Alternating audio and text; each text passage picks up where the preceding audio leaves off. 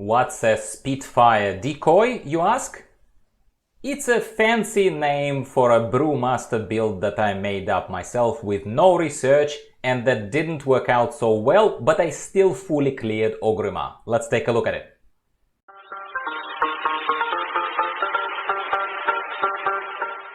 Hello my friends, welcome back to the channel. My name is Gyro, I am the host here. Every couple of days time videos are coming to you, my World of Warcraft fans.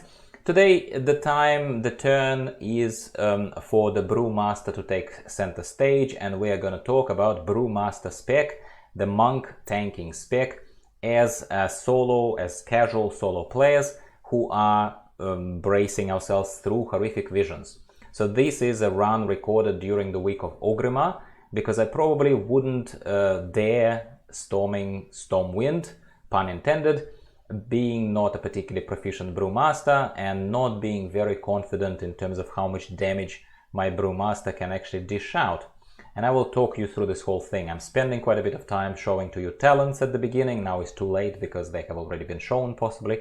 I'm recording this narrative after the video obviously has been already recorded. Now, core things to point out to you: we are still within my casual item level range of something pushing 450. So in this particular case 447. Cloak rank is reasonably decent for full clears at rank 13. It is not enough yet to push masks on this tanking spec specifically, and as I complained kind of to you about previously about the tanking specs, until you have Essence of the Focusing Iris, or if you are running Orgrimmar, then Purification Protocol still wins because it stuns aberrations, and even if the damage turns out to be a little bit lower than Essence of the Focusing Iris, I would still be recommending to you Purification Protocol Essence as a major essence when you run Orgrimmar. For Stormwind, it is Essence of the Focusing Iris.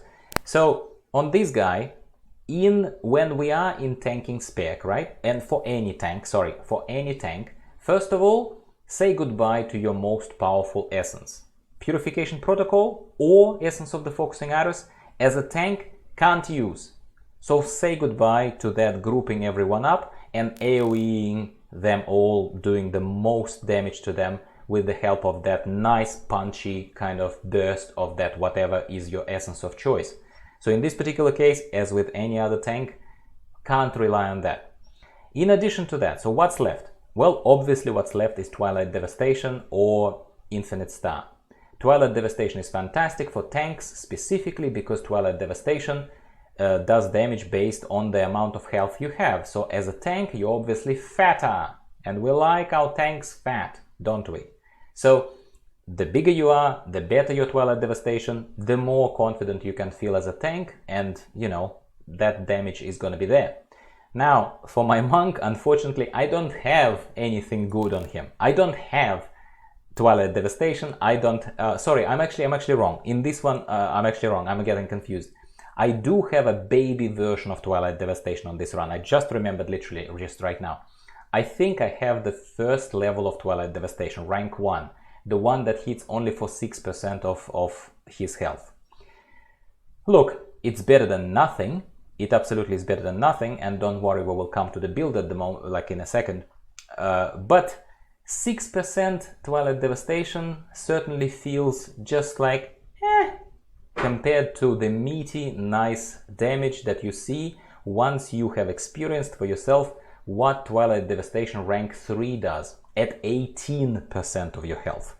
I have a tank with 18% of the Twilight Devastation hitting, and that, my friends, is exactly what you expect Devastation to feel like.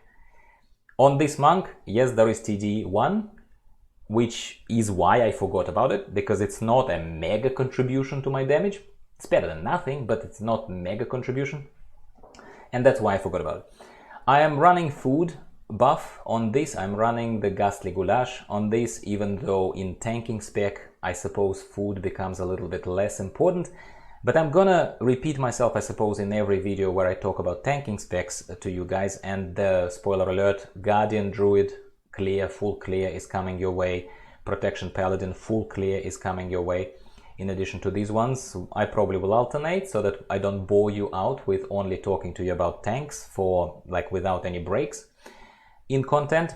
But when it comes to tanks, guys, one thing to say is that because the tanks don't dish out as much damage, and because tanks cannot use a punchy, nice, meaty Essence of the Focusing Iris or the Purification Protocol Blast on the enemies, you are tougher, but you're gonna spend a lot more time dealing with the angry mob bashing on you, right?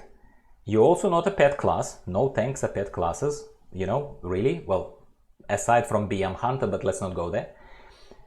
So what it means is the fact that I'm almost coming to the conclusion after running this a lot of times on different alts. I'm coming to the conclusion that your toughness, and I think Blizzard also adjusted the health of the mobs, understanding that tanks don't dish out as much damage, right? Even with the toughness and lower health of the mobs, you still spend a lot more time dealing with the angry mob, right? If you don't have something as awesome as Twilight Devastation 3 that just deals with the problem there and then, sweeps through the street of Stormwind and everyone is dead. Back to this particular guy. So now that the stage is set, that we are on the same wavelength, if you don't have those essences, if you don't have those corruptions like I don't have on this guy, best you can do is try and come up or research if you are not worried to spoil your fun. I don't research because it spoils my fun. I would rather experiment like I did here.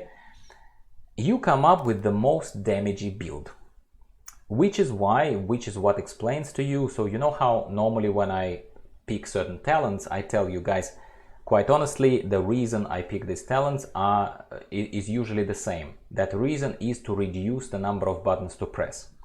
In this particular case, I was only looking forward to getting as much damage as I could throw out and in as passive way as possible.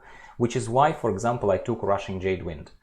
Rushing Jade Wind is nothing to write home about the damage, but it's similar to Remorseless Winter for Frost Death Knights, that you can, on a fairly low cooldown, if any at all, you pretty much always have it on you as this aura damaging enemies. And because you're tougher, because you can generally group larger mobs together, you kind of have that extra aura that damages them. Like similar to Immolation Aura, similar to Remorseless Winter, you're with me, yeah? Now, what's Spitfire build? Well, Spitfire obviously is a talent of Brewmasters, is something that resets your cooldown on your Breath of Fire, which is your pretty cool, very good looking, very kind of Brewmaster-ish in the spirit of Brewmaster's ability, where you breathe fire on all mobs in front of you and do quite a bit of damage as well. It adds up. So Spitfire talent resets cooldown on Breath of Fire from using your punch, your basic punch. I think 25% is the chance. So pretty high chance to reset Breath of Fire. So you're spitting fire on them. Boom, boom, boom. Now what I thought was, I'm gonna also kind of make it a bit easier for myself. You know how when I tell you about my feelings about the pet classes, for example, Survival Hunter or Unholy Death Knight, why Unholy Death Knight, in my opinion, is generally better faring in Horrific Visions as a solo player than, say, Frost. Because with the pet you have two targets, aside from other good uses of the pet, right? But you have two targets for the angry mob to attack. They attack two targets. So it means that you, theoretically, if we're rounding up the numbers, you theoretically experience 50% less damage. It's split between you and your friend, yes? I thought making this build, testing it really, I thought that Spitfire Decoy is gonna be Spitfire, generally just to do more damage, just to breathe fire more often. And I thought I will also take the talent that no one really takes these days, as far as I know, is the Summon Black Ox statue that I'm going to lead with all the time, throw it in and pull with it, basically. I pull the mobs with it, give them a few seconds to build up aggro on the statue, yeah? And then attack myself, and then charge in and attack the mobs that peel off the statue and basically attack me. theory is solid. I hope you would agree that the theory is relatively solid here, and that's what I tested, and that's what I'm reporting on to you guys, basically. I think I didn't execute it very well, because I still think that the theory behind this is solid if it's done right. Okay? I think what I've done wrong, so my goal was naturally to split the mob. My goal was to let's aggro those that will aggro anyway, but let's taunt them to the statue so that they don't all come to me straight away. Let's separate the mob, was my idea. Let's deal with these ones, and then we'll deal with those who have been bashing then on the Black Ox statue over here. What didn't work out very well is that, of course, Brewmaster does AoE damage. Rushing Jade Wind, Spinning Crane Kick, even just charging through the crowd, even just Keg Smash, Breath of Fire, Spitfire itself, yeah?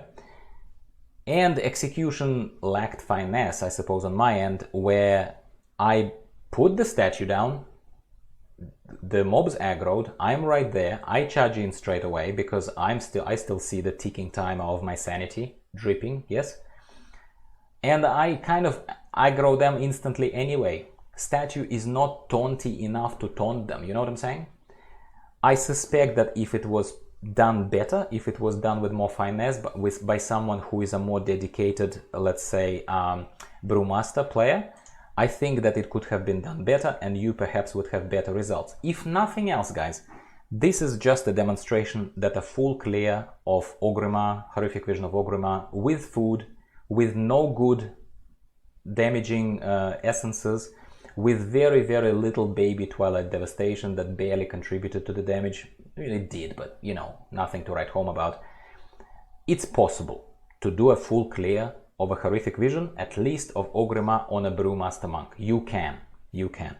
I did use orbs, so yeah, that is to be said, of course. So within my item level range, if you are there and if you're a dedicated Brewmaster, chances are you'll do better than me.